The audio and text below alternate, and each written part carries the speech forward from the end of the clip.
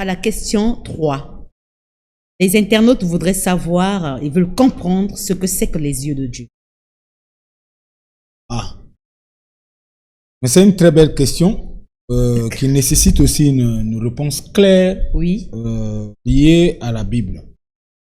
c'est clair. Alors, j'insiste pour dire que aucune disposition n'existe pour les yeux de Dieu ou aucun emplacement où on peut placer les yeux de Dieu. Et il va falloir que les internautes nous suivent pour pas qu'ils s'arrêtent en chemin pour aller interpréter des choses qu'ils n'ont pas compris. C'est clair.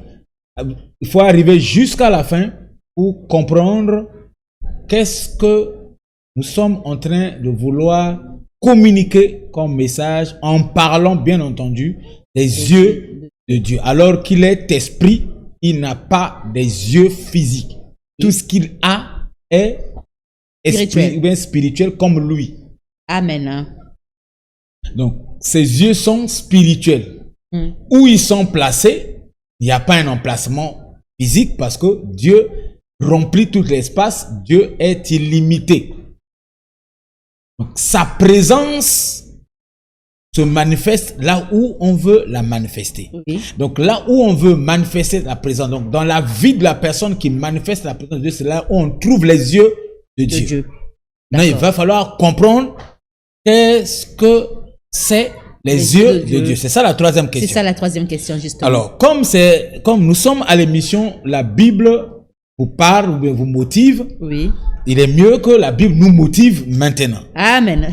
Nous aimons Regardons Hébreux 10, 38. Hébreux 10, 38. Hébreux 10, verset 38. Oui. Je lis au nom du Seigneur. Et mon juste vivra par la foi, mais s'il se retire, mon âme ne prend pas plaisir en lui. Ok. La Bible ici nous souligne deux éléments. Il y a la vie du juste. Il va falloir aussi savoir qui est le juste. Ah oui, hein? Le juste, ce n'est pas celui qui est juste sur terre, parce que sur terre, ou bien celui qui est justifié par un tribunal terrestre. Personne n'est juste sur terre. C'est simplement une personne qui est choisie par la grâce de Dieu, celui qui s'engage à suivre Christ et qui laisse tout derrière lui. D'accord. Le sang de Jésus le justifie. Amen. C'est Jésus seul qui le voit juste. D'accord. Bien que étant un homme avec des défauts, des infirmités, des erreurs, des faiblesses. Mais dès lors qu'il est né de nouveau, il s'engage à suivre Jésus, à donner à Jésus sa vie. Jésus le voit comme juste. Dieu le voit comme juste. D'accord. Mais vous pouvez l'identifier comme vous voulez. Ça peut être un ancien brigand, n'importe qui et tout. Oui. Mais dès lors qu'il s'est engagé, il a donné sa vie à Jésus, il est justifié. Alléluia. Qu'importe ce que les hommes peuvent dire. Oui. Et c'est de cet homme-là que Dieu dit que si il se retire, c'est-à-dire que lui d'abord il vit par la foi, donc il vit dans une atmosphère spirituelle qui crée un autel. Alors à chaque autel correspond une échelle spirituelle qui lie la terre et les cieux, où les anges montent et descendent. Donc c'est en nous, dans la vie de quiconque croit. Oui. Il y a un autel et une échelle en lui, donc qui fait l'échange, un pont entre lui, son adoration ou bien son sacrifice, entre lui, le sacrificateur ou l'adorateur, et l'atmosphère spirituelle de Dieu autour de lui. Et en lui. En lui, sur lui et autour de lui. Amen. Alors, c'est celui-là qui est juste. Mais Dieu dit, si lui se retire à cette vie-là, à ce mode de vie-là, son âme ne prend pas plaisir en lui. Deuxième élément, c'est l'âme de Dieu qui ne prend pas plaisir en lui. Il y a deux personnages ici. Il y a le juste et il y a Dieu. Il y a deux éléments, la foi et l'âme. L'âme, c'est pas la foi de Dieu. La foi de Dieu, c'est ce qu'il est, c'est sa nature. C'est l'une de ses attributs, sa dispensation. Oui. Et l'âme de Dieu qui, donc, est un regard sur le juste, c'est aussi spirituel parce que Dieu est esprit. Oui. Son âme aussi est esprit. Alors, son âme, en ce moment-là, qui regarde le juste, joue le rôle du surveillant. Veiller d'un regard sur le juste. D'accord. Alors, si l'âme de Dieu veille sur le juste, c'est Dieu qui regarde le juste par son âme. Et donc, l'âme, en ce moment-là, remplace, ou bien l'âme incarne les yeux de Dieu qui permettent à Dieu de regarder le juste. Donc, l'âme de Dieu, c'est une enveloppe qui a sept yeux de Dieu dedans. D'accord. Alors, maintenant, pour mieux comprendre les sept yeux de Dieu, parce que jusque-là encore, on n'a rien dit sur les sept yeux. Pas du tout. L'âme de Dieu est donc un package qu'on trouve dedans les sept yeux de Dieu. Alors, pour mieux comprendre qu'est-ce que c'est les yeux de Dieu, il faut appeler la notion de la première mention. Ça veut dire que regardez dans la Bible, là où était mentionné pour la première fois les yeux de Dieu. Et dans le livre donc du prophète Zacharie. D'accord. Si on peut regarder Zacharie 3, 9 et Zacharie 4, 10. Zacharie 3, 9. 3, 9 et 4, 10. Alors, Zacharie Écoutez 3. la lecture attentivement et si tu as la Bible aussi, l'ouvre et lis avec nous pour bien comprendre ce que nous sommes en train de parler ici concernant les sept yeux parce que moi j'ai l'impression que ça crée beaucoup de confusion. Énormément. Et on n'arrive pas à comprendre. Dieu est esprit, comment il peut avoir sept yeux? Il faut bien l'expliquer ce soir. Et ces yeux-là sont où? Ces yeux-là n'existent pas sur Dieu parce que lui n'est pas corporel.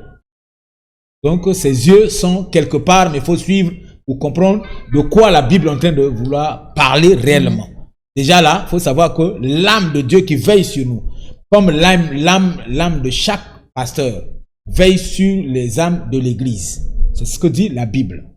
Alors, donc l'âme du pasteur est donc un regard qui veille sur donc les âmes de l'église.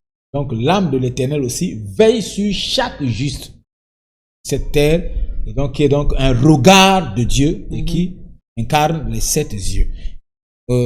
Zacharie dit quoi? Zacharie 3, 9 dit ceci. Je lis au nom du Seigneur. Oui. Car voici, pour ce qui est de la pierre que j'ai placée devant Josué, il y a sept yeux sur cette seule pierre. Ok, c'est bon. Il y a sept yeux sur cette seule pierre. Donc, sept yeux braqués. À l'époque, tout ce qui concernait Dieu était représenté. Même Dieu, quand il voyageait avec eux, il était une colonne et il était nuée de jour et de feu la nuit. Oui. Il était représenté. Donc, leur Dieu, il regardait quand il priait, il regardait Dieu en haut. Il soulevait les mains en haut. Voilà pourquoi Moïse, pendant le combat et tout ça, il était obligé de soulever les mains. Aaron et Hur. Nous, aujourd'hui, on n'a pas besoin de regarder en haut. Dieu habite en nous. On n'a pas besoin de soulever les mains, mais pour ceux qui sont habitués à prier, à soulever les mains, c'est pas un problème. C'est juste des gestes de prière, tout ça là. Mais sinon, Dieu habite en nous maintenant. Il faut te regarder toi. Pas en haut, pas au dehors. Mais tu peux le faire. Tu as besoin d'être concentré. Ça, je n'en disconviens pas. C'est juste une position de prière qu'on peut prendre, n'importe quelle. Alors, revenons à notre contexte. Le prophète, donc, a vu sept yeux quittant le ciel, du ciel plutôt, braqués sur une seule pierre. Et donc, la particularité de cette pierre-là était que cette pierre était la principale du temple. D'accord. Donc, la première pierre qu'on pose, comme Dieu poursuit la priorité Donc, lorsqu'ils ont choisi une pierre parmi toutes les pierres, ils ont présenté cette pierre à Dieu et cette pierre est devenue spéciale. Elle représentait en ce moment-là la pierre angulaire qui est Jésus, parce que l'église devrait être construite également sur la pierre angulaire et que le temple à l'époque aussi devait être construit sur une pierre principale. D'abord. D'accord. Voilà pourquoi les yeux de Dieu étaient braqués sur cette pierre principale. Et lorsque tu lis 4, si tu peux lire 4, 10. Et Zacharie 4, 10, il est écrit: car ceux qui méprisaient le jour des faibles commencements te rejureront en voyant le niveau dans la main de Zorobabel. Ces 7 sont les yeux de l'Éternel qui parcourent toute la terre. Alors, les 7 que Zacharie a vus dans le chapitre 3, 9, dans le chapitre 4, on vient préciser que les 7 yeux-là, ce sont les yeux de l'Éternel. Mais il avait vu les yeux quittant le ciel braqués sur une pierre. Mais au chapitre 4, Dieu vient préciser en disant que les yeux que tu as vus, ce sont mes yeux, ce sont les yeux de l'Éternel. Et qui parcourent toute la terre. Et là aussi, il faut comprendre. Les yeux de l'Éternel ne parcourent pas le sol, ni le sable, ni les montagnes. Mais ça parcourt la terre. Qu'est-ce que c'est la terre? Si tu reviens tu regardes Genèse 3, 19, tu comprendras ce que c'est la terre. Parce que les yeux de l'Éternel ne peuvent pas être braqués sur du sol ou bien sur du sable. Dieu sur terre ici, il a placé des humains. Dieu, ce que lui veut, c'est gagner les âmes des humains, pas gagner les montagnes et les mers et les fleuves. Non. Donc ses yeux ne peuvent pas regarder le fleuve. Regarde très bien la Bible. Alors, il est écrit dans Genèse 3, verset 19. C'est à la sueur de ton front que tu mangeras du pain. Oui. Jusqu'à ce que tu retournes dans la poussière d'où tu as été pris. Non, tu retournes dans la terre. Dans la terre, pardon. Dans la terre d'où tu as été pris. Donc, l'homme a été pris de la terre. Et donc, il représente la terre. Lorsque Dieu regarde sur cette terre, il regarde, plutôt quand les yeux de Dieu regardent, les yeux de Dieu regardent la terre qui est l'homme, l'humain. D'accord. Nous qui sommes la terre, il a dit que le corps là retournera dans la terre d'où il a été pris. Et nous sommes poussière. Et nous retournerons poussière. Donc c'est de l'homme que Dieu est en train de parler. Et c'est de l'homme que les yeux de Dieu sont braqués. Premièrement, pour sauver son âme. Deuxièmement, pour l'aider à garder le salut qu'il a déjà. Pour ceux qui ont déjà reçu le salut, et pour ceux qui ne l'ont pas encore reçu, les yeux de Dieu regardent tout le monde. Amen. Mais de façon particulière, c'est sur des personnes qui se sont engagées de leur vivant à suivre Jésus. Alléluia.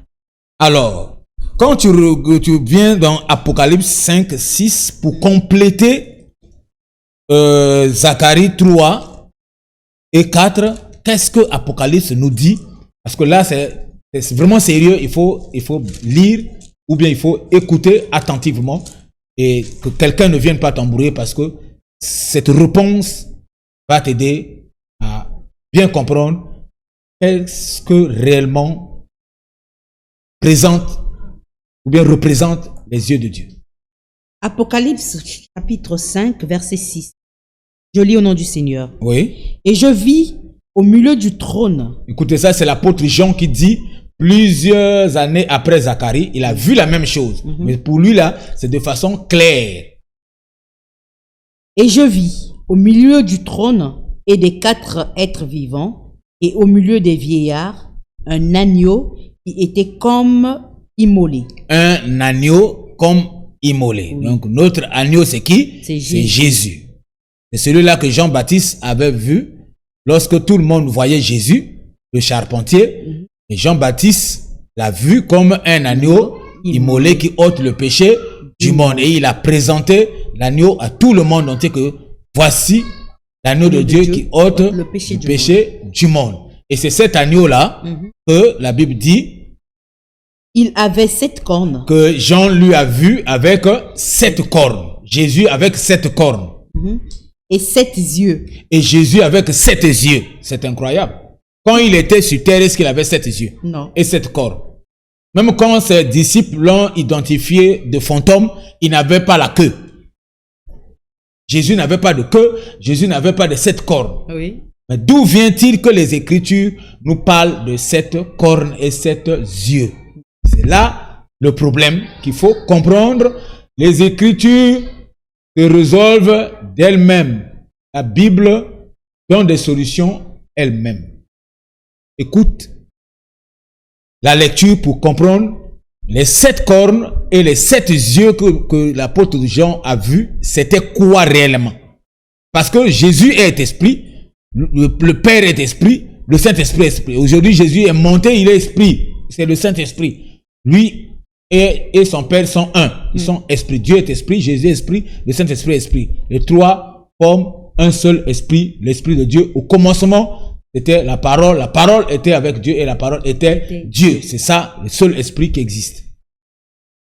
Et qui existe et qui est Dieu. Pas 3 esprits, pas... Non. Tu vois un esprit, quelqu'un t'apparaît avec les cornes, c'est pas Jésus. Dieu ne marche pas avec les cornes. Et ces cornes-là, c'est quoi? La Bible dit, il avait 7 cornes et 7 yeux. Ils sont les... Donc les 7 cornes et 7 yeux sont... les 7 esprits de Dieu, voilà, envoyés par toute la terre. Alors, envoyés par toute la terre. Là aussi, envoyés par tout le monde. Envoyés pour tout le monde. Par toute la terre, c'est-à-dire parcourir encore toute la terre comme auparavant. Donc, ça parcourt les humains. Donc, les 7 esprits représentent les 7 cornes et les 7 yeux. Donc, quand on te parle des 7 yeux de Dieu, 7 yeux de Dieu sont 7 esprits de Dieu. Là aussi, il faut comprendre. Dieu n'a pas 7 esprits. Ça devient compliqué. Là aussi, il faut comprendre. Dieu n'a pas 7 esprits. C'est juste un langage surnaturel. Amen. Qui permet à l'humain, parce que l'homme ne peut pas comprendre le langage surnaturel. Ça permet à l'homme de comprendre quelles sont les dispensations, les différentes manifestations ou les différentes onctions qui sont apportées par le Saint-Esprit. Parce qu'il était avantageux. Et il est avantageux. Il avait dit à l'époque qu'il est avantageux pour vous, que moi je m'en aille. Parce que le Saint-Esprit devait vous apporter les 7 esprits qui sont avec lui. Alors, ces 7 esprits-là, ce sont les manifestations, les différentes manifestations que Dieu donne à celui qui reçoit Christ comme Seigneur et Sauveur. Ce n'est pas des esprits 1, 2, 3, 4, 5, 6. C'est des dimensions surnaturelles que Dieu déploie en l'homme, à celui qui croit. Et ces dispensations-là sont pour régler des problèmes mondiaux.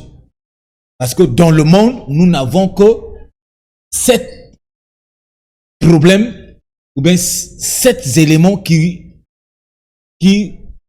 résument ou bien qui égorgent les problèmes mondiaux. Quel que soit le nombre de problèmes qu'on peut avoir dans le monde, ils sont résumés en 7 groupes, en 7 royaumes. Ce sont les royaumes de Satan. Quand Jésus-Christ a fini sa prière, Satan s'est approché de Jésus-Christ. Il lui a présenté ces 7 royaumes. Il dit, ça m'a été donné. Et si tu me prosternes, je te les donne.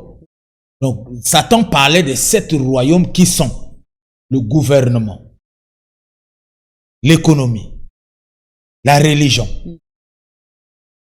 Parce que le christianisme, c'est pas une religion, c'est un mode de vie. Donc, la religion, la famille, les médias, et le sport, et l'éducation. Donc, les 7. Ce sont les 7 sphères d'autorité ou de domination ou de gestion du monde entier aujourd'hui. Et les problèmes ne peuvent sortir que dans ces 7-là. Voilà pourquoi Dieu aussi, il a 7 yeux qui veillent sur chaque croyant pour résoudre ces 7 problèmes. Et quels sont ces 7 yeux? Oui, dans ces 7 sphères. Et quels sont ces 7 yeux? Les 7 yeux sont des 7 esprits. Et quels sont ces 7 esprits? Dieu n'a pas 7 esprits. Mais ces esprits-là sont quoi? Ça représente quoi dans la Bible? Et regardons Ésaïe 11, 2, tu comprendras quels sont ces esprits. En fait, ce sont les onctions qui viennent avec l'esprit de l'Éternel. Je ne sais pas si... Ésaïe 11. Ésaïe 11, 2. Je lis au nom du Seigneur. Oui. L'esprit de l'Éternel reposera sur lui. Alors, quand on dit l'esprit de l'Éternel reposera sur lui, c'est pas en lui. C'est sûr. Et tout ce qui est sûr, c'est fait allusion à l'onction. Parce qu'on oint sûr. Donc, l'onction, le gros package, qui est le Saint-Esprit, viendra reposer sur chaque chrétien né de nouveau. En commençant par Jésus lui-même. Ça vient reposer sur lui avant d'entrer. Ça repose sur lui et quand ça vient, c'est un package. Ça vient avec quoi? En ce moment-là, la suite. Comment c'est l'esprit de l'Éternel? L'esprit de l'Éternel reposera sur lui. Ça va emmener. L'esprit de sagesse. Il faut bien noter les internautes. Premier esprit. L'esprit de sagesse, premier esprit. Et? L'esprit d'intelligence, esprit. Oui. L'esprit de conseil, troisième esprit. Esprit de force. Esprit de connaissance. Et esprit de crainte de Dieu. Ok, voilà. Là, ça fait 6 esprits. 6 esprits. Mais on nous parle de 7 esprits. Alors, où se trouve le 7e esprit? Je regarde dans 2 Timothée 1, 7. 2 Timothée 1, 7. D'accord. Suivez attentivement où se trouve le 7e esprit et c'est quoi? 2 Timothée 1, 7, verset 7. Oui. Je lis au nom du Seigneur. Oui. Car ce n'est pas un esprit de timidité. Car ce n'est pas un esprit de timidité que Dieu nous a donné, mais un esprit de force, d'amour et de sagesse. Je voulais aussi souligner une chose. L'apôtre Paul est en train, il a constaté que Timothée, qui est un grand homme de Dieu, commençait à manifester la peur et la timidité. D'accord. Il lui rappelle simplement que l'esprit que nous avons reçu, c'est pas un esprit de timidité que tu commences à manifester, parce que la timidité, c'est un esprit. La peur, c'est la nature de Satan. Ouais. Donc, si tu as un enfant qui manifeste la peur en permanence, un enfant qui manifeste la timidité en permanence, c'est un enfant envoûté. Ça. Alors, il faut chercher la délivrance à ton enfant. La timidité, c'est un esprit incarné. Donc, Timothée, qui était donc un serviteur de Dieu, accompli, derrière Paul, commençait à manifester cet esprit-là. Et l'apôtre Paul lui a rappelé que l'esprit que nous avons reçu, premièrement, c'est l'esprit de force, donc la puissance. Oui.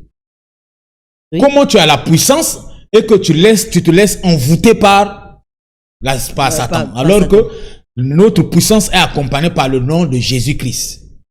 En puissant. En nom puissant. Il dit, nous avons la puissance, nous avons l'esprit d'amour et nous avons l'esprit de sagesse. Mais la force, nous l'avons déjà trouvé là-bas, dans Ésaïe.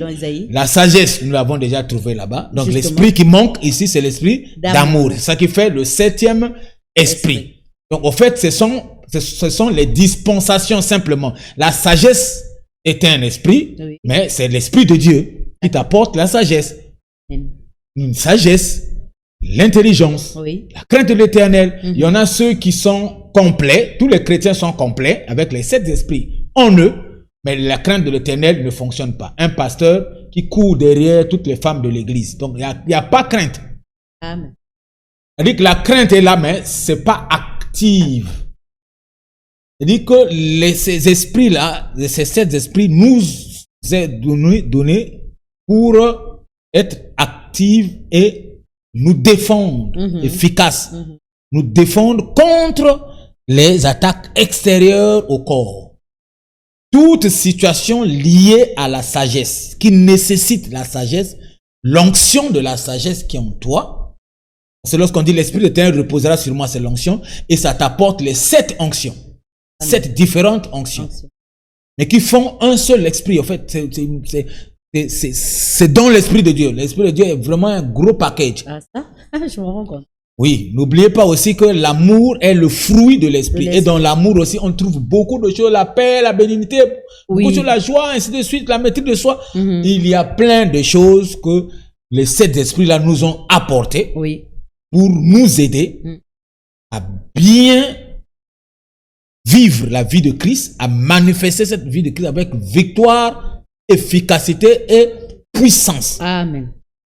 Nous accompagner pas à pas à être couronnés. Parce que ceux qui vont être enlevés, ce n'est pas ceux qui sont sauvés. Mais ce sont ceux qui sont couronnés. Être sauvé, c'est bien. Mais il faut persévérer pour être couronné, pour être enlevé. La persévérance, c'est par la maîtrise de ces 7 éléments. Savoir comment faire fonctionner l'intelligence lorsque la situation nécessite l'intelligence. Savoir comment faire manifester la puissance lorsque la situation... Aujourd'hui, les enseignements nous ont menés à manifester la puissance alors que des problèmes que parfois que nous avons nécessitent la sagesse, nécessitent beaucoup de choses, mais on nous emmène dans la prière. Prier, la force, l'esprit de force. Et aujourd'hui, tout ne se règle pas avec la force. Amen. Tout ne se règle pas avec la prière. Il y a la sagesse qui est là, comme Jésus a manifesté la sagesse devant la femme surprise en adultère.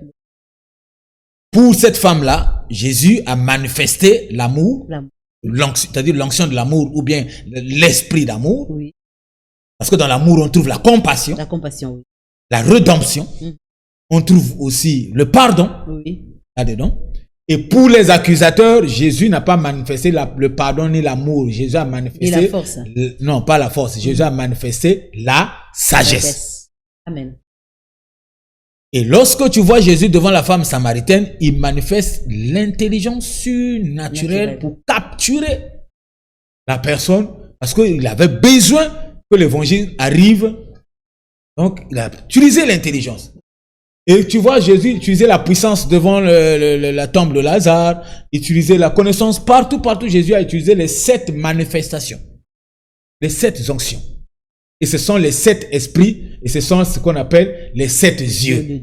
Alléluia. Donc les 7 yeux de Dieu aujourd'hui ne sont plus en haut pour braquer, ni ne sont plus sur nous. Regarde l'autre Ézéchiel 36, 26. Ces 7 yeux ne sont plus sur. Ces 7 yeux sont en nous. Je ne sais pas si on peut trouver ça. Ézéchiel. Là. Non, c'est après Jérémie là. Après Jérémie. Ouais. Daniel. Ézéchiel 36, ouais, je trouve. 36, 26. Ézéchiel 36, 26. Je l'ai. Je lis au nom du Seigneur. Je vous donnerai un cœur nouveau. Et je mettrai en vous un esprit nouveau. Là, il y a 2 éléments qui ne sont pas de lui, mais qui sont nos éléments que nous avons perdus dans le jardin. Un cœur nouveau et un esprit nouveau. Donc la nouvelle naissance. Mais ça ne s'arrête pas là. Non. Continue. J'ôterai de votre corps le cœur de pierre. Et je vous donnerai un cœur de chair. Verset 27. Je mettrai mon esprit en vous. Je mettrai mon esprit en vous. Pour que l'esprit que je vous ai donné là, quand ça va me regarder par la foi, ça s'attache avec mon esprit, que ça devient un seul. Et quand je mets mon esprit en vous, mon esprit vient avec quoi? Vient avec les 7 onctions. Vient avec 7 yeux, vient avec 7 regards, cette façon de regarder, vient avec cette onction, cette manifestation, cette dispensation. Tu peux appeler comme tu veux, tu peux m'aider à appeler ça comme tu veux. Mais ce sont les 7 qui sont maintenant en nous pour nous aider à bien vivre la vie de Christ. Ce sont les regards de Dieu. Ce sont les 7 yeux qui nous regardent, mais ils sont plus en haut, ils sont maintenant en nous. Et ces 7 yeux-là sont en nous. Ces 7 esprits sont en nous. Ces 7 manifestations sont en nous pour résoudre plutôt tous les problèmes liés donc, à la vie chrétienne ou à la vie humaine normale. Voilà, un chrétien peut vivre normalement comme tout le monde, mais il n'est pas pareil. Il ne résout pas ses problèmes de façon ordinaire. Il est extraordinaire parce que ce que lui, il a reçu, c'est une capacité surnaturelle à résoudre les problèmes comme Dieu seul est capable de résoudre. Parce que les mêmes choses que nous avons reçues, c'est les mêmes choses que Jésus-Christ a reçues avec la colombe. Donc, ne confondez pas la foi et l'onction. L'onction, ce sont les 7 yeux. Et la foi, c'est la nature de Dieu pour nous aider à accepter cette capacité, cette onction en nous. Amen. Et c'est différent. L'onction ici, là, est différente de l'onction où on fait tomber les femmes à l'église. Ça, c'est l'onction de vie. C'est pas le charisme. Pas parce que j'ai prié pour toi, tu es tombé et c'est à cause de ça. Non, non, ça là, c'est vivre. Je peux prier pour, je peux recevoir l'onction sûre. C'est avec le charisme, ça vient avec le ministère.